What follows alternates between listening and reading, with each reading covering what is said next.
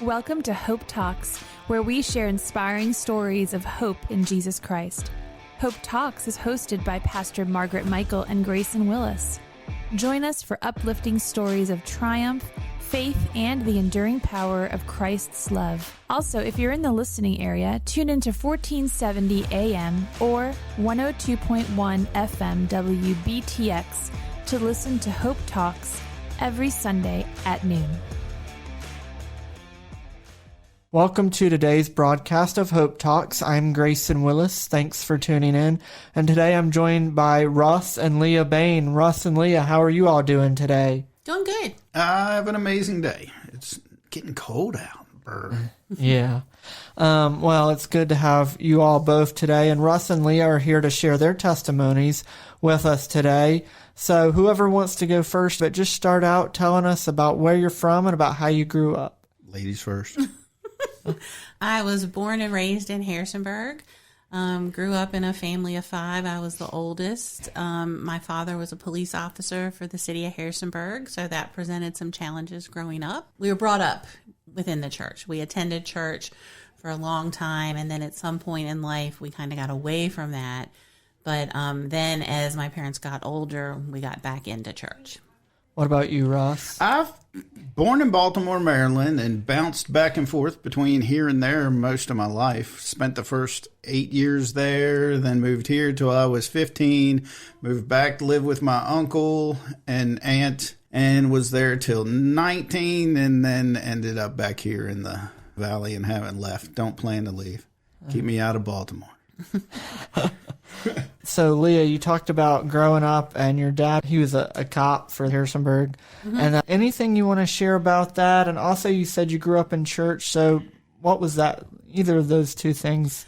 Well, my dad being a police officer, he was strict. He was very strict when it came to certain things. As I became a teenager in high school, he would pull over my friends sometimes when they were driving, and that was awkward. Back in the day, when I was in high school, the big thing for us as entertainment was to cruise what we called the Strip over on Carlton Street, and we would do that on the weekends. And some weekends, my dad would be out there, and that was kind of embarrassing. You know, he'd tell you to park the car and go home. You shouldn't be out there doing that kind of stuff. But no, we grew up in the church. We attended Bridgewater Baptist when I was a kid. We did all the Sunday school things and the Bible school things and did all of that. But at one point, we kind of got away from the church because we had attended a church here in Harrisonburg. And I remember I was older, I was a teenager, and my dad came to church one day in his uniform. On his lunch break. You know, he took his lunch break during the service and came to church, and that didn't go over very well. It didn't go over very well with the people in the church, and I don't know all the details. I just know they didn't like him being there in his uniform, and that caused issues, and that caused my family to step away from the church. Oh, sorry to hear that. Russ, you talked about going back and forth between Baltimore and this area and different households. Talk about how that was, because that seems like it'd be rough for a kid to have to deal with it just back and forth. Well, as a child, it was very tough for me. We were very poor. I was talking to Leah one time, like 22 homes that I've lived in before I graduated. And that's just what I remember. We had, my dad was an alcoholic. My mom was an enabler. She did her best. But I just remember us moving everywhere. So I never really got to put roots down anywhere as far as for myself. I didn't have a good male role model in my life until I was 15 when I moved in with my aunt and uncle. So it was a tough life growing up. Faith was, the only time I remember faith was we went to Arbor Hill Church of the Brethren when I was maybe 10. And I don't know how long we were there, but I remember hearing a conversation where the pastor was talking to my parents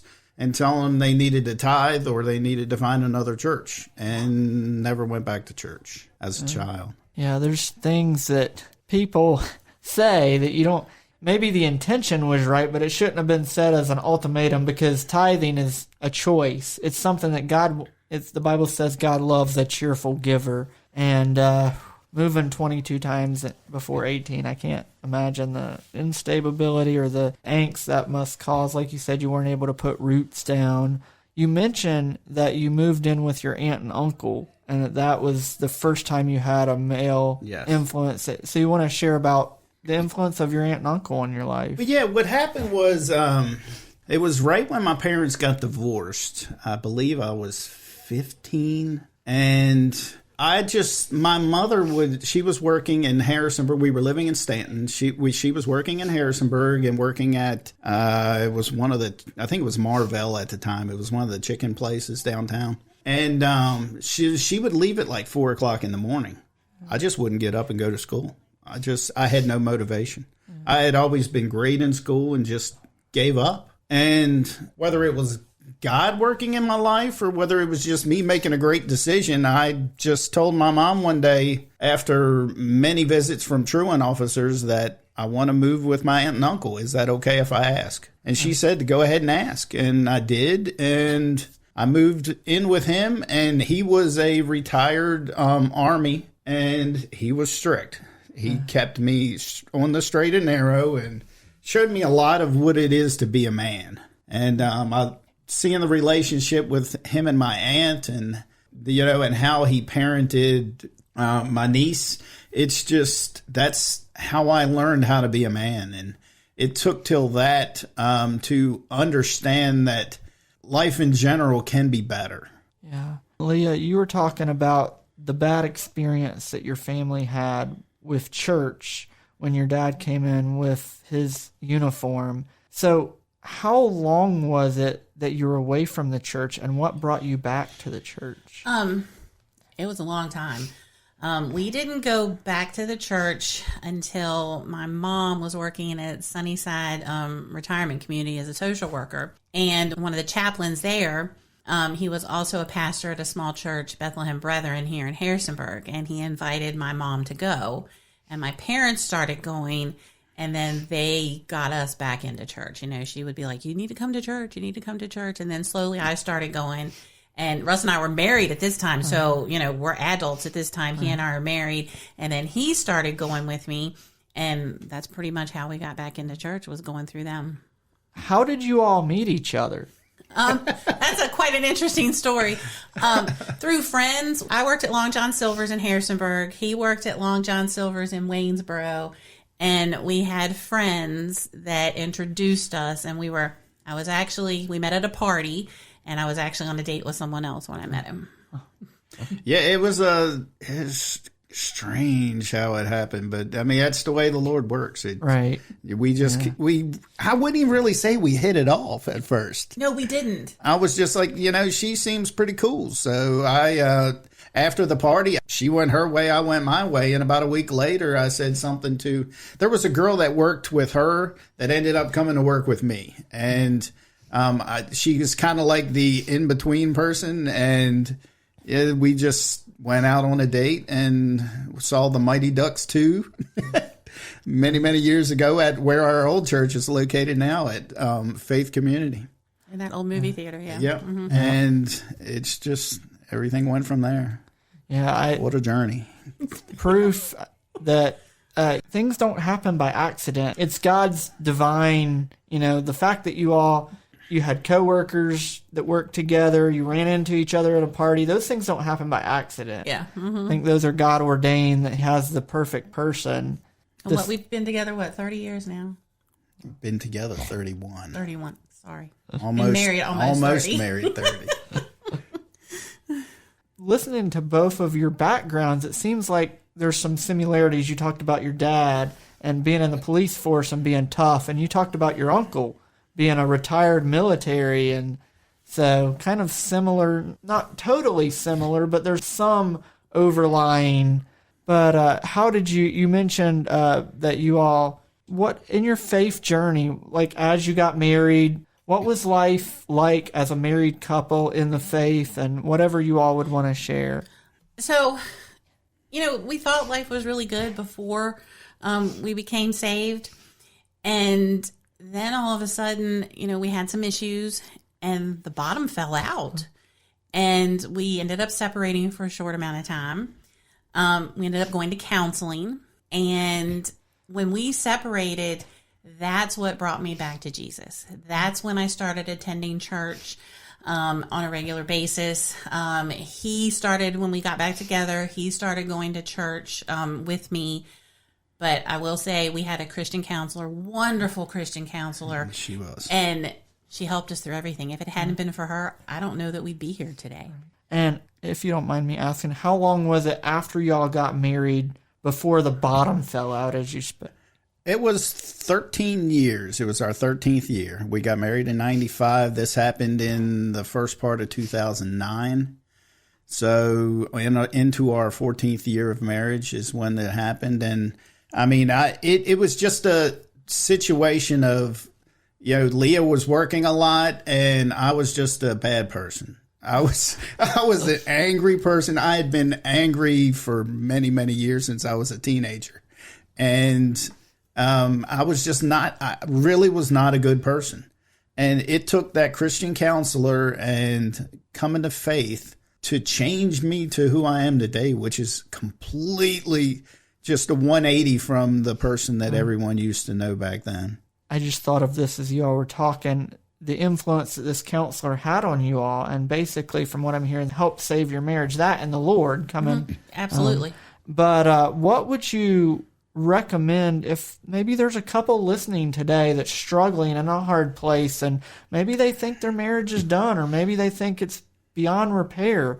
What would you encourage them on? Maybe counseling, maybe some other things, obviously leaning on the Lord, but what would you all have to say, somebody that would be listening? The first thing I would say is pray. Pray for God to move in your marriage.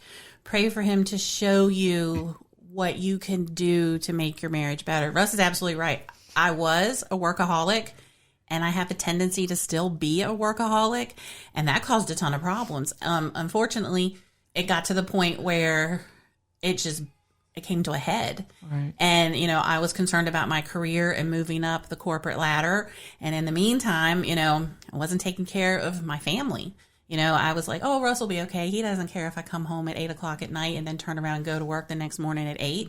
I wasn't there for him like I needed to be. And that counselor, the counseling was amazing. It was the most amazing thing I think either one of us had done. When you're married, you know how to push your husband or wife's buttons. We know how to do that. And that just teaches you not to do that and other ways to communicate. And, Russ is an angry person. One of the things she had told me, yes, you used to be an angry person. One of the things she had told me is that, when we're in the middle of an argument, give him a hug. And I'm like, you want me to give him a hug when we're in the middle of an argument? And she's like, yes, because it just makes everything stop for a minute. And it just makes all those emotions and everything that you're feeling and all that anger just stop for a minute. And remember, you love each other. Right. You love each other, and that, you're there for each other. And that even though this may not be the thing you want to go through at the time, that you're there for each other and that you can get through it together. She helped open up the waves of communication. Russ is not a huge talker, and she helped open up communication between the two of us. Well, and prayer is key too, because God uses people like he uses counselor, but really he's the one that we need when we're in trouble. Mm-hmm. He's the one we need to reach to, and prayer is the main way to communicate with him and for him to communicate with us. Yeah, I think a big thing with that is we started doing things together. We started to go to church together. We started to pray together. We started to have dinners together. And the communication is key when you're in a situation like that. And you tend to want to start doing things solo and then expecting the couple to get back together. It's not going to happen. You've got to lean onto that communication, lean onto each other, and then find, whether it's a counselor, find a couple that you know that are happily married, talk to them. Sit down, especially if they're Christians, sit down there and talk to them and say, hey, can you help us get through this? They will. And you all being married almost 30 years are a testament that God can change things. Absolutely. Mm-hmm. And as you were talking about the bottom falling out and being separated, I can imagine that the second half of your marriage has been totally, almost like describing two different marriages. Almost it's like completely two Absolutely, different marriages. definitely. Yeah. Yeah. We share what's on our minds. We don't hold back. That's the big thing. If something's wrong, we let the other person know now. Well, it's a small thing before it becomes a big thing. Yeah, I used to keep my mouth shut until I was at a level 10 and then explode. I was like the volcano and then just explode. I've never laid a hand on her. It's just not in me. But I was not easy to be around. And now I get to a level 3 or 4 and I'm like, look, this has got to stop, or this is what's going on. And it's made a huge difference. It's transparency. It just has. Yes. Yes. Mm-hmm. And we have a set of rules that we follow when we argue. And, if someone needs to say, I need a timeout, I need a minute, that's okay. So, and that helps too. That helps us too. Not that we argue much anymore. We rarely argue. Those anymore. arguments went from probably once every week or two to once or twice a year. Yeah. It's very rare. And you have to compromise. That's another thing when you're in a marriage. You have to compromise. It's not always my way and it's not always his way. We find a happy medium. Right. And I think about something as y'all were talking that I've heard my dad say before, and it's probably very true. But, home is where we go when we're tired of being nice. That makes sense.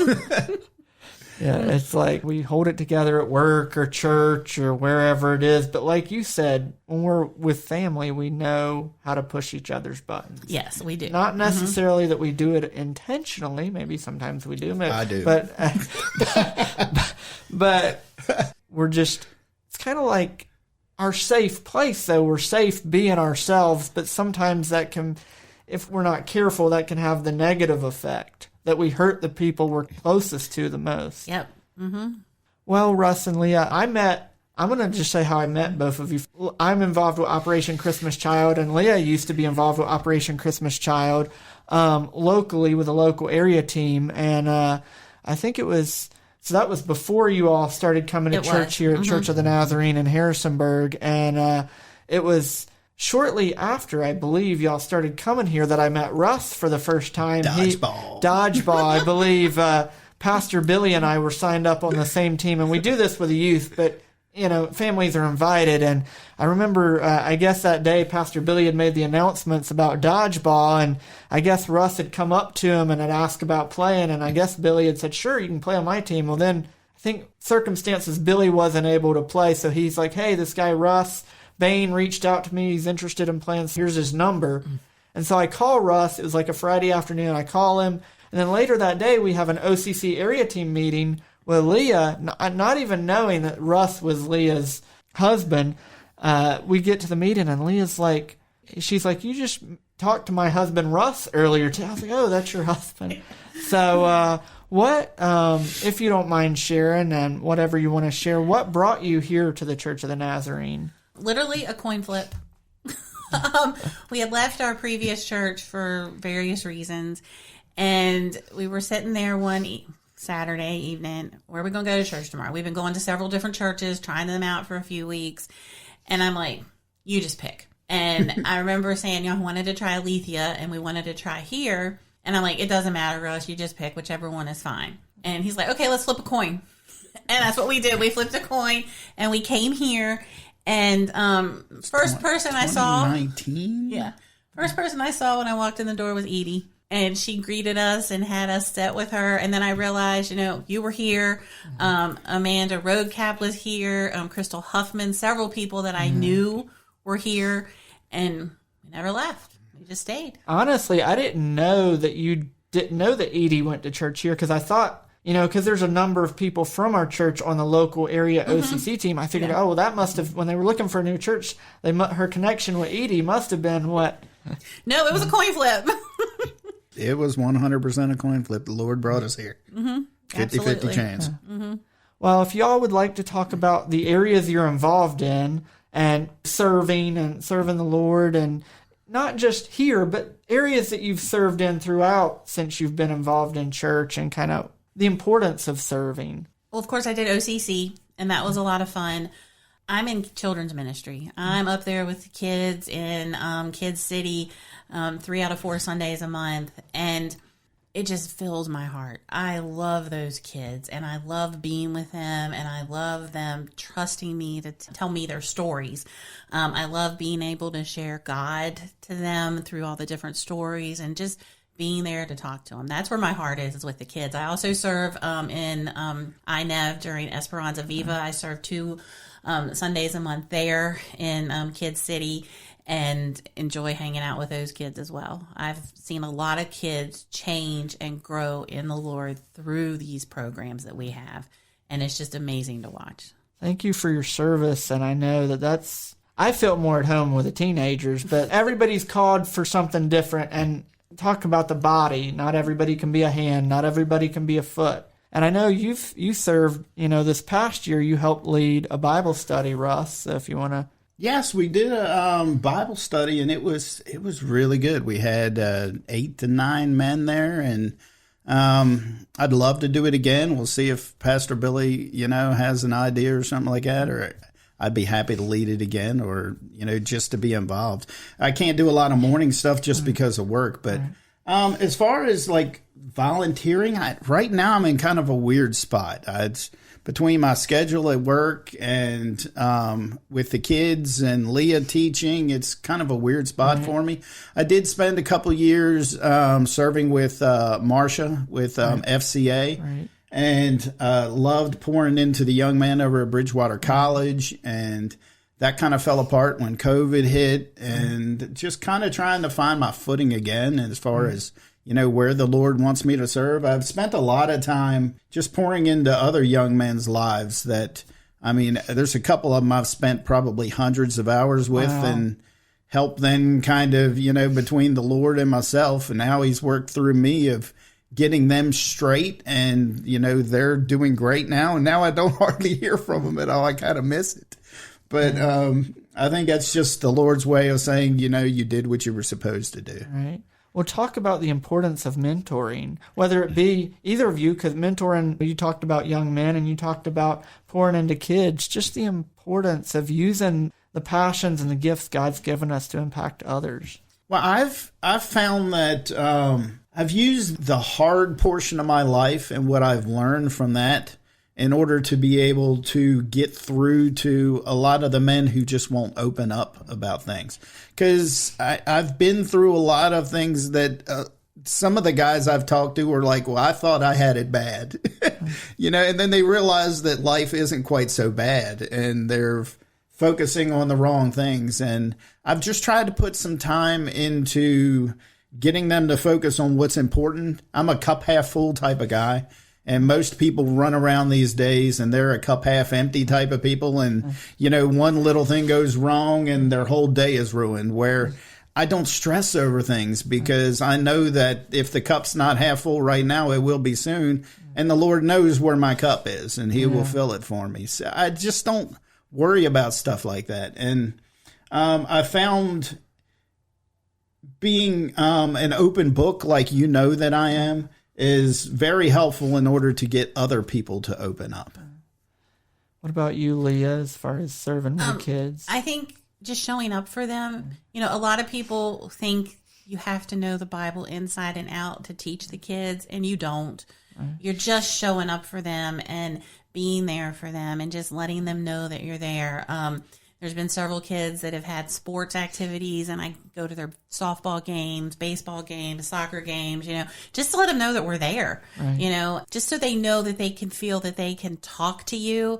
And that's all it is. It's just showing up for them and being there for them. Well, the ministry of presence, Dad always called it the ministry of presence. And that's the idea, just showing up in people's lives, not trying to fix anything, just I think I've heard this before, the best ability is availability. Whether it being available to young men, being available to kids. And I know that's the secret, Leah, when I work with the teens, the showing up week, being consistent, knowing that you're there for them and pouring into them. And how many of the lessons are they going to remember that we share? No, but they're probably going to remember. And same with you when you worked with FCA and different things. They're not going to remember the lessons. It's the relationships that you've built with them, the trust, that they know that they can come to you if they need anything or have any questions. So I think that's very important. Also, we're in a life group together, and that's important to do community together. Yes. So if y'all want to share from y'all's perspective what you've gotten out of life group and the importance of doing life together as a Christian community. Again, it's about being in community and being able to know you have other people there that are praying for you. I know Russ prays for me, and I know my mom prays for me, but to know that this group of people, when you give your prayer request and they're on the prayer list, knowing that they're going to be praying for you and that they've got your back. I enjoy just getting together and laughing and having a good time, giving each other a hard time like I do with Scott or Brian. It just, it's something I kind of miss in my life is I've never really been able to have real strong bonds with other men. Every time that's happened, something's happened, and they move their own out of the area, or they go their own way, and so I don't really have a lot of that bonding with other men. I miss not being able to do stuff here in the mornings, and there's not much in the evenings for men. So I'm hoping that changes over time, and I'll be able to kind of get more into the flow of that. But that's what life group does for me. Right. I just enjoy the bonding and the getting together, cooking good food, eating together, sharing, breaking bread, and just having a great time, and then talking about the Lord. Yeah, I agree with all of that. I agree with having people to lift you up in prayer and the fellowship, whether it be eating or sharing in devotion or whatever, Bible study, whatever it is. And, even the goofing around, relationships. Building relationships with people and doing it on a fairly consistent basis, I think is important. The Bible says don't stop meeting together as some has gotten in the habit of doing.